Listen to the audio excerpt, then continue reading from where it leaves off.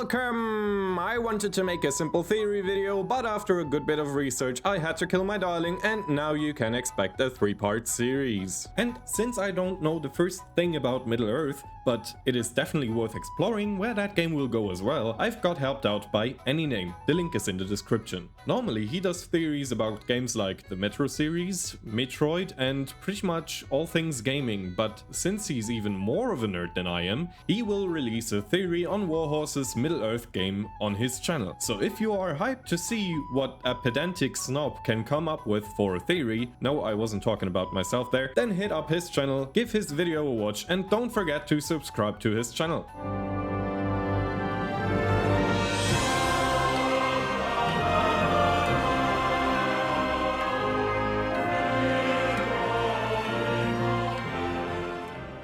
The new Kingdom Come game is not going to be KCD3. In other words, it is not going to revolve around Henry, which begs the question, what will it be about? If you ask me, and you kind of did since you already clicked on this video, then I would tell you that I think it's going to be a prequel. But why? Well, Deliverance can only happen after capture, and with rebuilding you would also be inclined to give it a new name. But there is a much stronger point than that. Warhorse could already be done with the story and you could already get a sneak peek. You could actually since 2025 in fact. I know that sounds crazy, but we will get to it. And if it's a prequel, then the protagonists are already in the game. But who comes to mind? Who do we know as characters and yet have no clue about their pasts? Who could be hiding something important to the story? When you stop and take a look at the KCD series, quite a few characters stand out. Characters that we know and at the same time know next to nothing about. For example, how about King Wenceslas? We don't know anything about him, but to be fair, just drinking and eating before you get locked up in Vienna doesn't really sound like a cool gameplay loop. Okay, so maybe Sigismund then? Nah, he's almost omnipresent and worst of all, he's our enemy. That would be treason! So what about Markgraf Jobst? Oh, that treacherous little whore. His treason would surely be interesting, although Warhorse never really cared about the noble elite. It has to be someone else then, someone we as a player know. I think I found the right kind of people. But let's start with one, and believe me, his story will be more interesting than any of the above could ever be.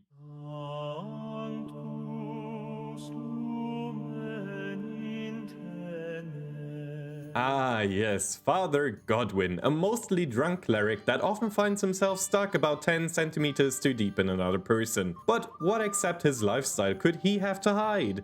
Well, that's what we're here to explore, right? So follow me, because Godwin's story begins not in church and not in Ushitze. Here we are, Raborj. Yes, kind of a callback, isn't it? But it's true. This is where Godwin has its roots. From KCD2 you already know the old Oderin. Quite a strict and sometimes harsh fellow, wouldn't you say? I apologize, Father. For interrupting our conversation? Or just for being you? Damn! But here's the thing, he didn't just wake up that way. The Oderins were one of the oldest and most influential families in Kutná Hora, one of the richest cities in Bohemia, silver money, political weight, and a seat at the council. That's the world Godwin was born into, and that means expectations, high ones at that. Old Oderin always held young Godwin to very high standards. After all, his son had to be a respected young man, but as it happens so often, a child stays a child even if you try to fit him adult boots. You're a fucking disappointment. So what does a wealthy, well-respected man of status do with his boy if the strict hand of a father doesn't seem to be enough to get him on the right track? If you said parenting advice, then I have bad news for you. Because you send him to the clergy! Not just any old local monastery either. Old Oderin sent him all the way to Prague, to Bohemian's brand new university, founded not even 2 generations earlier by Charles IV himself. That kind of education wasn't cheap. It meant tuition, lodging, tutors, and the whole prestige package. The sort of investment only a family with real silver money could afford. Old Oderin wasn't just hoping his son would find God, he was buying him a future. In the church, they will surely take care that he won't pick up habits like drinking and sleeping around, right? You serious? Oh. Well, that didn't work. not even close. See, there was this woman, Maria. Now, I'm not going to bore you with the details. A man has its needs, and Godwin was young, and Prague has never exactly been short of temptation. What I will say is, it resulted in a son. Not exactly the kind of achievement the church or old Oderin had in mind for him, and suddenly the whispers in Prague weren't about silver anymore, they were about Godwin, and a wise man knows exactly when it's time to leave. We know from Godwin himself that the monastery was not the end of his journey, but merely its beginning. After he had to say goodbye for a while to the woman and drink, he chose a new line of work for himself that had plenty of that. To the dismay of his father, he became a mercenary. Now, a mercenary's life is good, women and wine as long as you can pay for it, and paying for it he could. He was a noble after all. So even though he now was nothing more but a bandit with a paycheck, he still was one of the few with the biggest paychecks. Such a paycheck had to be earned somehow in the end, and if there is no war, then there won't be money going around. And as it often goes for men of his profession, he didn't have to wait long. War was already knocking on the door in Serbia, and Godwin wasn't worried. Why would he be? This wasn't some border skirmish with a handful of farmers holding pitchforks. This was a full-blown crusade. Banners of Serbia, from Bosnia, from Hungary, from half of Christendom it seemed, all converging on one muster point. Every day the camp grew. More lances, more horses, more familiar faces from other campaigns. Swapping stories, placing bets on how fast this would be over. Vlatko Vukovic himself led the left flank, a proven commander with real reputation. Duke Lazar held the center, Prince Vuk Vankovic on the right. On paper, in the boastful talk around the campfires, this looked less like a fight and more like a formality. The Sultan's army was just Turks after all. How organized could they really be? Godwin, if we're honest, was probably enjoying himself. Good company, good odds, and a payday waiting on the other side. This is what he signed up for. Then they crest the last hill, and the mood in the camp changed at once. And then Godwin saw them, the Ottoman army stretching across the horizon like a stone that hadn't broken yet. Banners as far as the eye could see, janissaries in disciplined ranks, not the rebel Godwin might have imagined.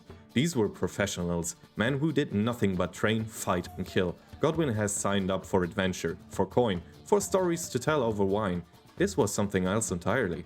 The battle began with what looked like hope. Serbian cavalry hit the Ottoman left flank and shattered it. For a moment, just a moment, it looked like this might actually work. And then the rumor reached Godwin's ears. King Lazar has fallen. But not before doing something that no sane man would ever do. With an arrow in his eye, he climbed back onto his horse and rode straight toward the Sultan himself. That's how he protected what was left of his men. Godwin doesn't know if that's true. He wasn't there to see it, but that's the story that spread through the ranks, and in the chaos of battle, a story like that hits differently than any other ever could. Godwin fought on the left flank alongside the bulk of the mercenaries under Vlatko Vukovic, and that's where things fell apart. Vukovic went down wounded, and with him went the cohesion of the entire flank. That's when Nicholas Gabriel stepped up, took command of what was left, got them moving again. Godwin himself puts it simply: if it wasn't for Nicholas Gabriel, we wouldn't be talking here today. The fighting dragged on for hours, no clear breakthrough, just wave after wave of collapsing lines and men trying not to die. And then, somewhere in the chaos, Godwin's third horse of the day went down under him, and he went down with it. He doesn't remember hitting the ground, he remembers waking up. It was already evening, the fight, or what was left of it, had moved elsewhere. Around him, men were walking the field, not looking for wounded to save, but for wounded to finish off. Godwin lay still. Playing dead has never sounded like a heroic skill, until it's the only one keeping you alive. When the coast seemed clear enough, he did the only thing that made sense. He stripped the helmet and mail of a dead, or maybe not quite so dead, Ottoman soldier lying next to him, and put them on. If he couldn't be a survivor, he'd at least try to look like the winning side. He almost got away with it too. He'd found a wounded horse, was about to swing himself up when a group of riders spotted him. Not Ottomans, Crusaders. Hungarians to be exact. Men who, at a glance, saw an enemy soldier trying to steal a horse and reacted exactly how you'd expect. Godwin's own allies were about to kill him, and there wasn't enough Hungarian, German or common sense left in him to explain the misunderstanding in time. That's when the Turk stepped in. The very man whose armor Godwin was currently wearing, apparently not as dead as he looked either, threw himself into the fight to save a stranger who just looted his corpse. He went down again almost immediately, but it worked. It bought enough time. Now Godwin owed him one, so he did the only decent thing left to do. He dragged the man to safety and tended to his wounds instead of leaving him to the crows. The Turk didn't take it well. He started sobbing, screaming, whether from the pain or the horror of the day, or from waking up patched up by the same man who just stripped his armor off him. We'll never know. For a moment, Godwin says he considered ending it quickly, out of mercy or out of fear, knife in hand. Instead, he started praying. Whatever the church in Prague failed to instill in him, and whatever the mercenary years had buried even deeper, something surfaced on that battlefield, kneeling over a dying enemy. Call it his first real sermon. No congregation, no altar, just one frightened man praying over another. The next morning the Turk was well enough to walk, and he led Godwin, his captor, his savior, all at once straight into an Ottoman camp.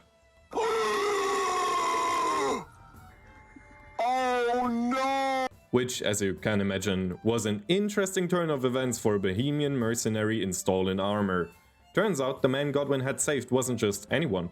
He held rank, and his men, more than a little relieved to have him back, weren't about to take revenge on a stranger who brought him home. Instead, on his order, they handed Godwin a horse and let him ride off the battlefield, so Godwin survived the field of black birds. Not as a mercenary who won a battle, but as a man who just watched every reason he had for being there fall apart in the mud, and found something else entirely on the other side of it. Godwin deserted. He went back to the only place he could still call home after disappointing both the church and the mercenary life. He, as all lost men do, went back to his father. Old Oderin didn't want to hear anything about his trials. Godwin had brought him nothing but shame and cost. That had to end, so he expelled Godwin from Rabosh. Now, with even that bridge burned, Godwin turned back to Prague. He had a troubled past, that much is certain, but he found faith where others only found death. Maybe that's the strongest faith you can get. He turned to the archbishopric and begged them that they would take him in. For him, there was nothing else to go back to but to his newfound faith. They allowed him. They housed him, they fed him, they clothed him. But with a past like his, he could never be a priest in a big church. They had to find a quiet and faraway village in need of a pastor. And that, ladies and gentlemen, is how Ushitze gained a priest, while Henry got a new friend. Now you are probably wondering how I can know all of this background information about Godwin when he himself almost never spoke about any of it. To that, I can only say I have a trustworthy source that we all have access to. I bought Warhorses comic book, Stories Untold, that's pretty much it. But now at least you know how Godwin ended up in Ushitze and what his path was like. So until the next WompyTV, stay happy and healthy.